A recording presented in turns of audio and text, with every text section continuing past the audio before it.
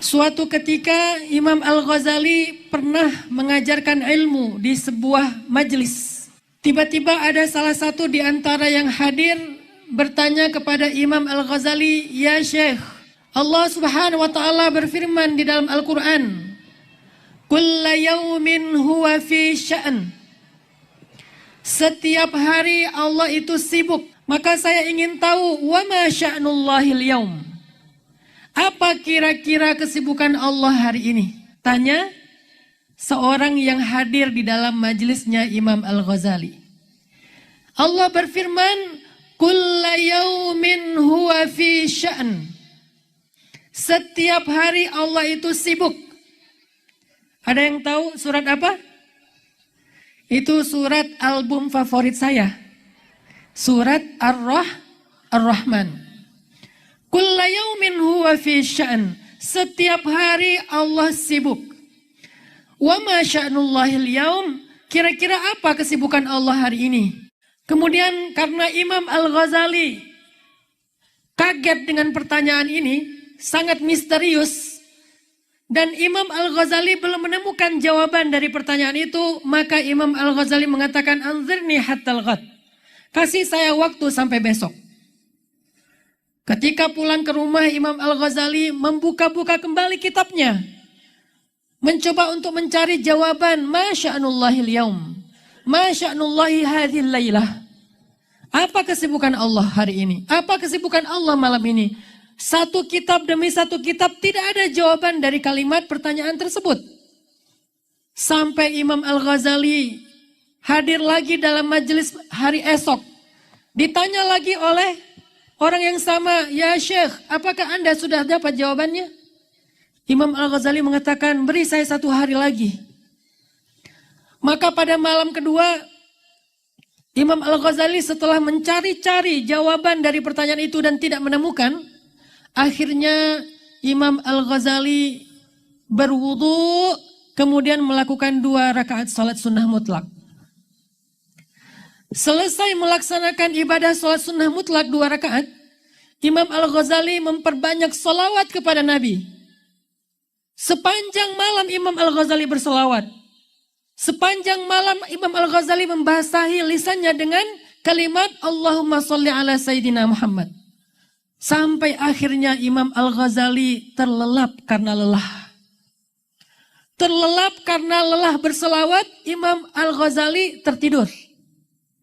Tiba-tiba dalam tidurnya Imam Al-Ghazali bermimpi bertemu dengan Rasulullah Sallallahu Alaihi Wasallam. Kemudian Rasulullah bertanya kepada Imam Al-Ghazali, "Apa yang ditanyakan orang itu kepadamu?" Kemudian Imam Al-Ghazali dengan matanya yang berkaca-kaca terharu melihat wajah Nabi yang indah seperti purnama. Imam Al-Ghazali mengatakan, "Ya Rasulullah, dia bertanya kepada saya sesuatu yang saya tidak tahu jawabannya. Dia bertanya tentang ma sya'nullahil yaum, sebagaimana firman Allah, kulla yaumin huwa fi sya'an." Kemudian di dalam mimpi itu Rasulullah SAW memberi jawaban kepada Imam Al-Ghazali. Jika dia besok bertanya lagi, katakan kepadanya, kesibukan Allah setiap hari adalah memberi petunjuk kepada hambanya, memberi rezeki kepada hambanya, mengangkat derajat satu kaum dan merendahkan kaum yang lain, dan menegakkan keadilannya dalam sunnatullah. Tidak lama kemudian Imam Al-Ghazali sadar dari mimpinya. Kemudian Imam Al-Ghazali langsung sujud syukur karena mendapatkan jawaban langsung dari Rasulullah Sallallahu Alaihi Wasallam. Ketika Imam Al-Ghazali datang ke masjid di waktu subuh, seperti biasa Imam Al-Ghazali mengajarkan ilmu ba'da subuh dalam majelis beliau. Tiba-tiba Imam Al-Ghazali dengan sangat pede, apa pede? Percaya diri. Mencari siapa orang yang kemarin bertanya pertanyaan yang sulit kepada beliau. Sekarang saya sudah ada jawaban. Aina sa'il? Mana orang yang bertanya kemarin? Orang itu mengangkat tangannya. Ana ya Syekh, saya. Coba ulang pertanyaan kamu. Kemudian orang itu mengulang pertanyaannya. Imam Al-Ghazali dengan tenang menjawab persis seperti yang diajarkan Rasulullah SAW di dalam mimpi beliau. Setelah Imam Al-Ghazali memberikan jawaban, maka orang itu kemudian mengatakan, "Ya Syekh, banyak-banyaklah berselawat kepada orang yang telah mengajarkan jawaban itu kepada Anda lewat mimpi." Padahal Imam Al-Ghazali tidak memberitahu bahwa beliau dapat jawaban itu dari mimpi bertemu dengan Rasul. Tapi yang penanya itu mengatakan, "Ya Syekh, banyak-banyaklah berselawat kepada orang yang telah mengajarkan ilmu itu kepada Anda di dalam mimpi." Kemudian Imam Al-Ghazali menangis dan mengatakan, betapa banyak orang yang diam tetapi ahli hikmah. Betapa banyak orang yang tidak dikenal, tidak bergelar, tetapi dia seorang yang alim, faqih. Dan bisa jadi kemudian kata Imam Al-Ghazali, yang berbicara tidak lebih tahu daripada yang mendengar. Saya teringat dulu ketika masih kuliah di Al-Azhar, semester awal biasanya di bulan Desember. Dan bulan Desember itu puncaknya musim dingin. Dan rata-rata di bulan Desember ketika ujian, tulisan mahasiswa itu nggak ada yang bagus. Karena gemeteran, kedinginan. Sehingga tulisannya jelek-jelek, apalagi tulisannya udah emang jelek. Dia punya alasan, "Syekh, ya dokter, ya ustaz, ini dingin makanya tulisan saya susah dibaca." Saya teringat ada satu culture, satu budaya, kebiasaan di Al-Azhar yang luar biasa. Setiap kali mau ujian, kita ada di meja ujian kita masing-masing. Biasanya kalau ujian itu mahasiswa lebih banyak dari biasanya. Hari-hari biasa mahasiswa hanya 1/10 saja dari jumlah yang ada yang hadir di kampus. Sisanya ada yang masih istirahat, ada yang pulang ke Indonesia, ada yang usaha bisnis. Tapi kalau ujian sampai ke halaman-halaman kampus itu penuh dengan mahasiswa. Begitu ya Ustadz ya? Masya Allah ketika di Mesir luar biasa kalau lagi ujian rame. Dan biasanya ada satu kebiasaan dari ulama ataupun profesor dan dosen-dosen Al-Azhar. Beliau datang ke satu ruangan dan ruangan-ruangan yang ada di sana. Satu persatu didatangi. Sebelum kita menjawab ujian, beliau memberi kita semacam nasihat. "Abnai," kata beliau, "wahai anak-anak kami." Mereka memanggil kami anak-anaknya. "Abnai, aulad," wahai anak-anak, bukalah lembaran ujian kalian dengan basmalah. Karena segala sesuatu yang diawali dengan nama Allah, maka akan diberikan keberkahan. Arti berkah adalah ziyadatul khair, bertambahnya kebaikan. Dan saya ingat satu nasihat lagi yang sangat penting, apa kata beliau? Kalau kalian lupa dengan jawaban dari pertanyaan, maka temukanlah jawaban itu di dalam sholawat. Temukanlah jawaban itu di dalam sholawat, maka berselawatlah kepada Nabi. Dan ilmu itu saya pakai sampai hari ini. Kalau lupa, bukan kalau nggak belajar. Kalau nggak belajar, temukanlah jawaban itu di dalam nilai makbul atau mungkin rosib, nauzubillah. Rosib itu nggak lulus. Kalau kalian sudah belajar, sudah berusaha, tiba-tiba lupa, maka ucapkanlah ta'awuz. Wa ma ansanihu illa syaitanu an azkurah. Kata muridnya Nabi Musa. Tidak ada yang membuat saya lupa kecuali syaitan. Sehingga saya tidak bisa mengingatnya. Maka ta'awuz. A'udzubillahi minasyaitonir rajim. Kemudian temukan jawabannya di dalam salawat. Allahumma salli ala Sayyidina Muhammad. Sehingga sampai hari ini, setiap kali saya lupa sesuatu, saya akan mencarinya di dalam salawat. Kecuali lupa mantan. Bagi yang punya mantan, jangan cari mantan di dalam salawat, tidak ada. mantan itu ada di sosmed dengan akun fake. Nggak ada akun dengan nama aslinya. Dia pakai akun dengan nama yang lain. Maka carilah jawaban-jawaban tentang kebaikan hidup. Ketika kita lupa akan kebaikan itu, carilah jawabannya di dalam sholawat. Makanya sholawat itu sesuatu yang luar biasa. Dan itulah maksud dari hadis Nabi. Man shalla alayya salatan, sallallahu alaihi ashran. Siapa yang berselawat kepada aku 1 kali, Allah akan berselawat untuknya 10 kali. Salah satu di antara makna selawat Allah kepada kita adalah mengembalikan ingatan kebaikan kita. Sallu ala nabi. Teman-teman yang dirahmati Allah Subhanahu wa taala, indah juga kalau kita berselawat itu pakai ekspresi. Jangan sampai selawat tapi mukanya cemberut. Padahal Nabi itu orang yang paling murah senyum. Bahkan Nabi mengatakan la tahqiranna minal ma'rufi syai'ah. Jangan meremehin kebaikan walaupun sekedar antalqa wajha akhak biwajhin taliq. Antalqa akhaka biwajhin taliq. Walaupun cuma tersenyum ke wajah saudaramu. Bagaimana ekspresi selawat? Saya punya ekspresi sendiri ketika mendengar nama Nabi disebutkan. Saya biasanya meletakkan tangan saya di jantung. Hanya ada 2 hal yang membuat saya mengekspresikannya dengan meletakkan tangan di jantung. Satu adalah ketika mendengar nama Nabi disebutkan, maka saya berselawat sambil meletakkan tangan di jantung. Dan yang kedua ketika menyanyikan lagu Indonesia Raya. Allahu Akbar! Dan itu saya jadikan sebagai tren. Karena sejak awal dakwah saya pulang dari Mesir, tahun 2015, saya merasa tidak pantas membuat pondok pesantren. Kenapa tidak pantas? Keilmuan saya terbatas. Nggak layak. Saya bukan ulama.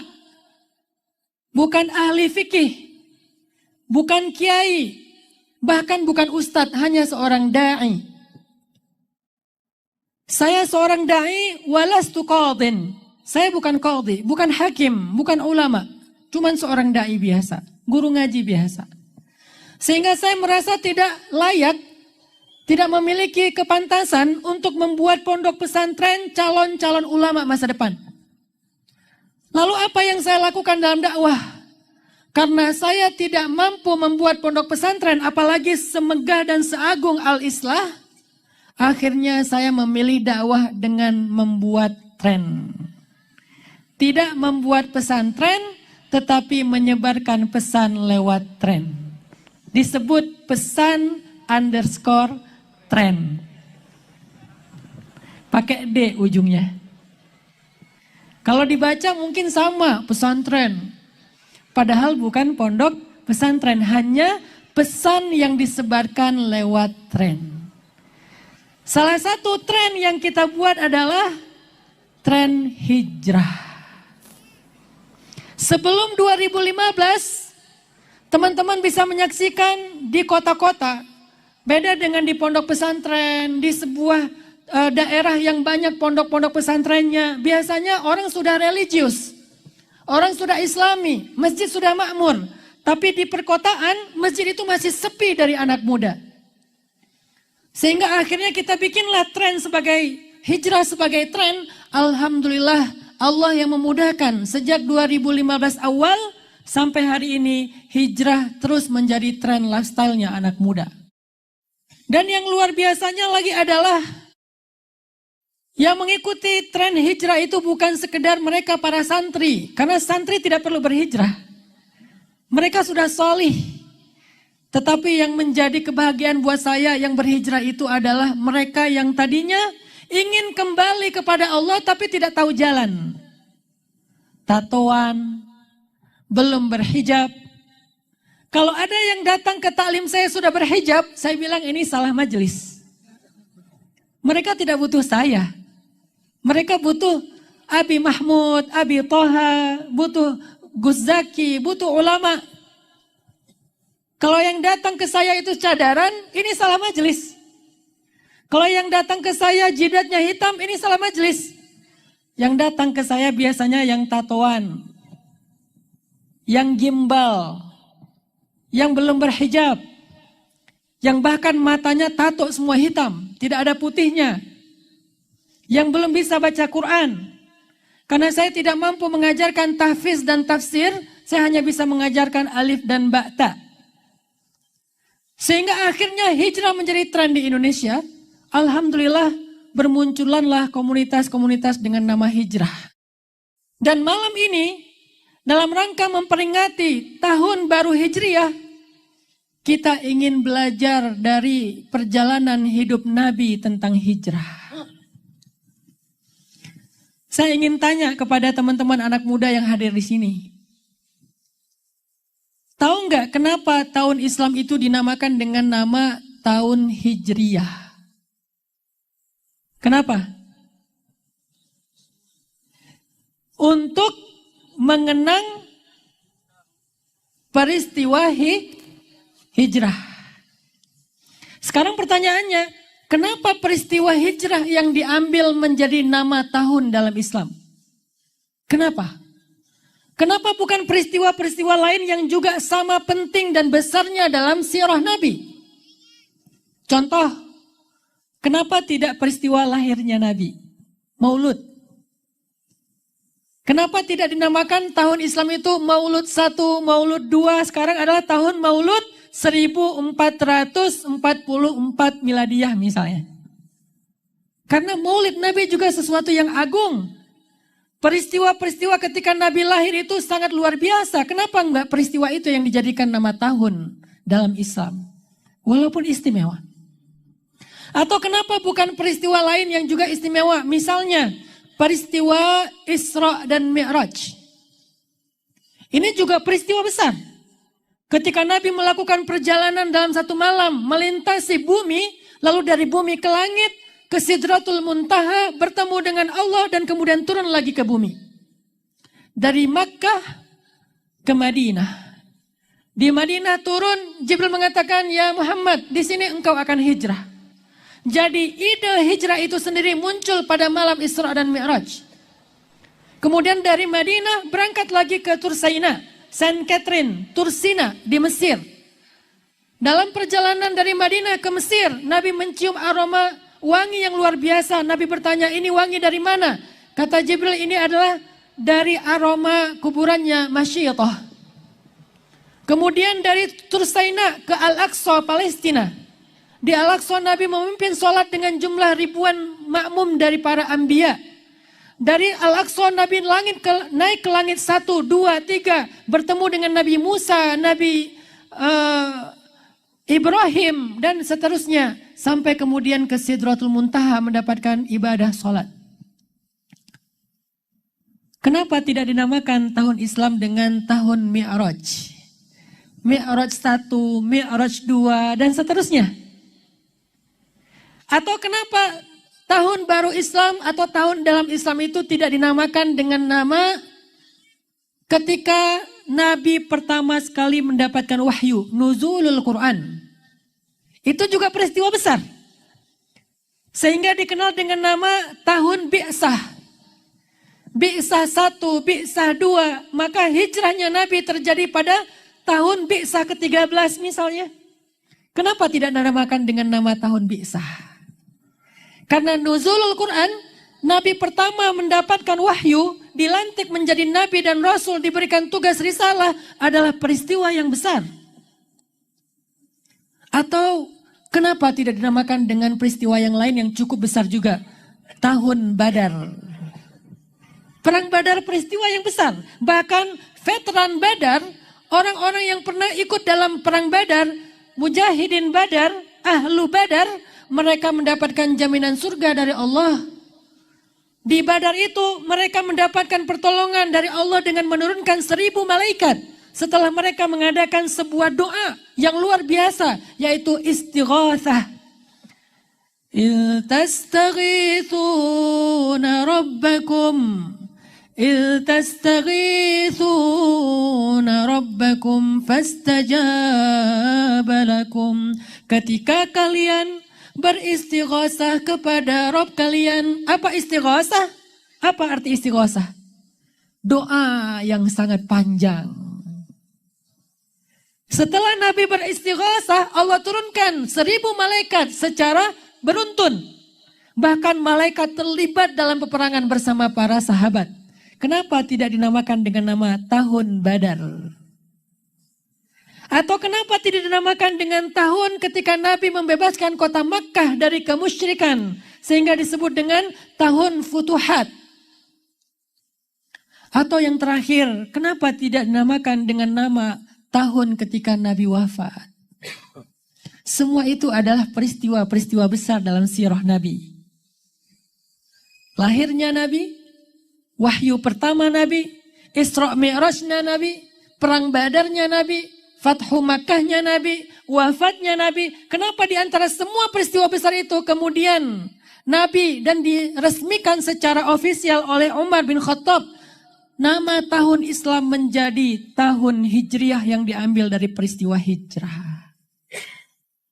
Ini pertanyaan yang harus kita temukan jawaban, walaupun jawabannya berbentuk spirit saja, bukan hikmah. Maka di sini menjadi sebuah bukti betapa hijrah itu sangat istimewa dalam Islam, teman-teman. Hijrah adalah sesuatu yang sangat istimewa dalam Islam sehingga dinamakan dengan nama kalender Islam, Hijriyah. Agar kita nggak pernah lupa dengan peristiwa yang sangat agung itu, yaitu peristiwa hijrah. Yang di dalamnya Allah menyimpan banyak sekali rahasia dan hikmah, kebaikan, pelajaran bagi setiap orang yang beriman. Intinya adalah hijrah kunci dari segala kebaikan dalam hidup kita. Kenapa saya katakan demikian? Karena hijrah itu adalah sebuah transisi dari keadaan dakwah Nabi di Mekah yang tertindas, yang dihina, yang luar biasa dimusuhi, kemudian mendapatkan kemenangan demi kemenangan di Madinah. Hijrahlah transisinya. Kalau dalam ilmu sosial ada istilahnya inisiatif transisional. Dalam bahasa dakwah disebut dengan tajdid, pembaharuan. Maka hijrah adalah sebuah inisiatif transisi dalam perjalanan dakwah Nabi fase Makkiyah kepada fase Madaniyah. Bahkan di dalam Al-Quran, kalau kita belajar tafsir, belajar ulumul Quran, karena saya di Mesir mengambil kuliah tafsir Al-Quran di Usuluddin Al-Azhar. Kalau kita belajar tafsir, maka kita akan menemukan ayat Al-Quran itu terbagi kepada 2. Ada ayat yang dinamakan dengan istilah ayat-ayat Makkiyah. Dan yang kedua namanya ayat-ayat Madaniyah. Seluruh juz 30 ayat Makkiyah. Seluruh juz 29 ayat Madaniyah. Sisanya nyampur. Ada Makkiyahnya, ada Madaniyahnya. Lalu kita tanya, apa definisi ayat Makkiyah? Banyak orang Indonesia bilang ayat Makkiyah itu adalah ayat yang turun di Mekah. Keliru, teman-teman. Ayat Makkiyah bukan ayat yang turun di Mekah. Lalu ayat Madaniyah adalah ayat yang turun di Madinah. Bukan. Ada yang turun di Mekah tetapi masuknya Madaniyah. Kenapa? Ternyata yang membedakan ayat Makkiyah dan Madaniyah bukan tempatnya, tetapi peristiwanya. Ayat-ayat Makkiyah adalah ayat-ayat yang turun sebelum hijrah. Dan ayat-ayat Madaniyah adalah ayat-ayat yang turun setelah hijrah. Kenapa dibedakan oleh hijrah? Ini pentingnya hijrah. Sampai kategori Al-Quran pun dibedakan ayatnya antara Makkiyah yang turun sebelum hijrah dan Madaniyah yang turun setelah hijrah walaupun turunnya di kota Mekah. Ini artinya teman-teman, hijrah sesuatu yang sangat istimewa dalam Islam. Sampai membedakan gaya bahasa Al-Quran antara sebelum dan sesudah hijrah. Sampai membedakan konten substansi Al-Quran antara sebelum dan sesudah hijrah. Turun ayat-ayat syariat setelah hijrah. Turun perintah-perintah dan larangan setelah hijrah. Turun hal-hal yang luar biasa setelah hijrah. Sebelumnya fondasi-fondasi keimanan yang disebut dengan ayat-ayat tauhid dan akidah. Maka para ulama mengatakan hijrah itu adalah awal dari segala kebaikan hidup. Apapun nama hijrahnya, apapun bentuk hijrahnya, selama dia hijrah dari yang zulumat kepada nur, dari yang fasad kepada islah, dari yang ma'asi atau maksiat kepada ibadah, maka hijrahnya menjadi kunci dari segala kebaikan. Itu pentingnya hijrah. Apa buktinya Ustadz? Bahwa hijrah itu kunci dari banyak kebaikan dan kemenangan. Kemenangan demi kemenangan yang didapatkan oleh Nabi terjadi setelah hijrah. Apa kemenangannya? Kemenangan pertama, setelah Nabi hijrah, untuk pertama kali Nabi dan sahabat bisa beribadah di masjid mereka sendiri. Membangun 2 masjid sekaligus dalam waktu yang dekat. Pertama, Masjid At-Taqwa. Apa Masjid At-Taqwa? La masjidun ussisa 'ala at-taqwa min awwal yawmin ahaqqu an taquma fihi. Apa Masjid At-Taqwa? Masjid At-Taqwa adalah Masjid Quba. Jadi kalau di Indonesia hari ini banyak masjid dengan nama At-Taqwa, maka referensinya adalah Masjid Quba. Setelah membangun Masjid At-Taqwa, Masjid Quba, gak lama beberapa hari kemudian Nabi membangun masjid yang menjadi pusat peradaban Islam. Masjid Nabi atau Masjid Nabawi. Ini adalah kemenangan pertama. Dan ini luar biasa. Cikal bakalnya peradaban Islam yang terpusat di dalam masjid. Madrasahnya di situ, gedung pemerintahannya di situ, strategi militernya di situ, lembaga sosialnya di situ, segala kebaikan dalam sebuah peradaban terangkum di dalam Masjid Nabi atau Masjid Nabawi. Itu kemenangan yang besar yang didapatkan setelah hijrah. Apalagi Ustadz setelah itu? Kemenangan sosial. Kalau tadi kemenangan spiritual sekaligus kemenangan kelembagaan. Dalam Islam disebut dengan muassasi. Muassasah. Yang kedua kemenangan sosial. Apa itu kemenangan sosial? Mu'akhat bainal muhajirin wal ansor. Ketika Nabi mampu mempersaudarakan muhajirin dengan ansor. Ini ngeri nih. Luar biasa. Kenapa saya katakan luar biasa dan ini disebut kemenangan? Karena sebelumnya orang-orang Arab Hijaz selalu berperang satu dengan yang lain. Selalu saling memusuhi antara satu dengan yang lain. Selalu saling menyakiti antara satu dengan yang lain. Bukan hanya muhajirin dengan ansor. Bahkan sesama ansor sendiri. Yaitu Aus dengan Khazraj. Mereka berperang lebih dari 100 tahun. Bunuh-membunuh. Lebih dari 100 tahun. Tapi dengan adanya hijrah. Allah melembutkan hati mereka. Fa'allafa baina qulubikum. Fa'asbahtum bini'matihi. Ayul ni'mah, ni'matul hidayah, biwasilatil hijrah. Nikmat hidayah dengan perantaraan hijrah. Fa'asbahtum bini'matihi ikhwana, menjadi saudara.